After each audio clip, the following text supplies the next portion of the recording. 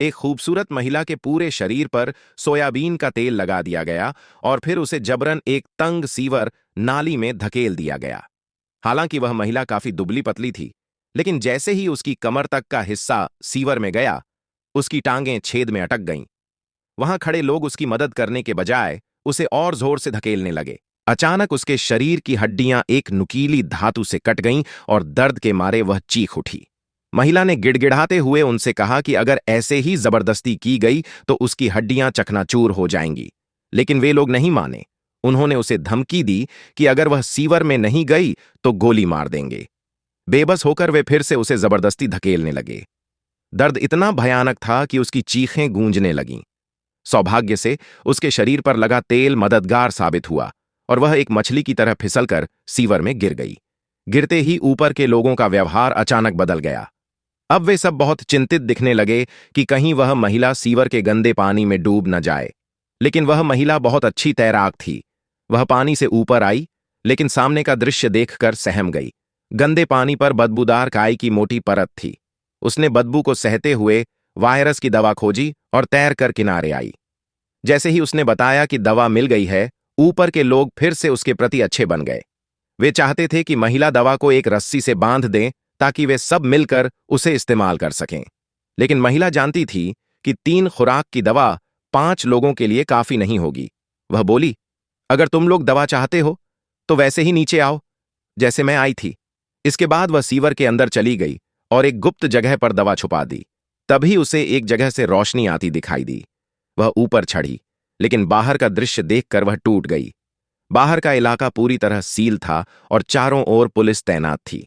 कोई बाहर निकलने की कोशिश करता तो गोली मार दी जाती। उधर बाकी लोग भी अब खुद को तेल में डुबोकर सीवर में घुसने लगे।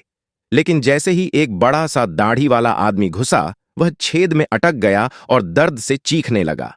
बाकी लोग उसे नीचे धकेलने लगे, लेकिन वह टस से मस नहीं हुआ। एक ने तो लोहे की छड़ से सीवर का मुंह बड़ा कर दिया। तब जाकर सब लोग किसी तरह अंदर घुस पाए। जब मोटी औरत की बारी आई तो वह भी सीवर में फंस गई। उसके दर्द भरे चीखने की आवाज नीचे तक सुनाई दी। लोगों ने उसकी टांगें पकड़कर नीचे खींचा और वह जोर से गंदी नाली में गिर गई।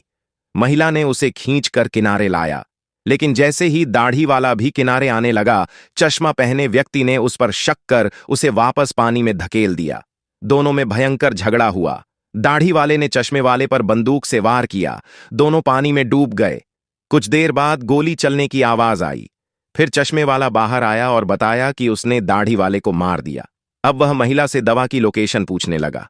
महिला ने डर के मारे झूठ कहा कि दवा टूट गई है, लेकिन चश्मे वाला उसके झूठ पर यकीन नहीं कर रहा था। उसने साथी की कनपटी पर बंदूक तान दी। महिला ने मजबूरी में दवा की जगह बता दी। जब सभी दवा लेने निकले, मोटी औरत ने एक साथी को पानी में धकेल दिया और उसे डुबाने की कोशिश की। गोली चलने की आवाज से सभी सतर्क हो गए और चश्मे वाले ने उसे मारने का इरादा किया, लेकिन फिर रुक गया। उसे समझ आ गया था कि यह सब इंसानियत के पतन का नतीजा है। मोटी औरत ने खुद ही बंदूक लेकर आत्महत्या कर ली। तीनों बचे लोग दवा तक पहुंचे, लेकिन तभी उन्होंने देखा कि मरी हुई औरत की आंखों पर किसी ने सिक्के रखे थे। जब वे जांचने गए तो पीछे से लोहे की रॉड से वार हुआ और एक साथी को पानी में गिरा दिया गया।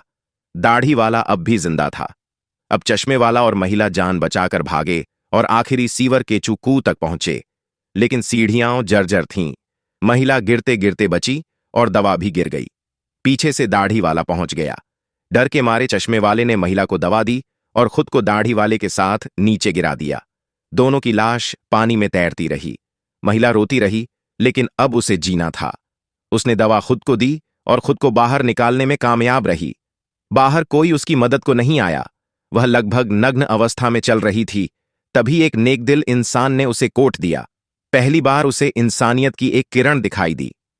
अगर आप चाहें तो मैं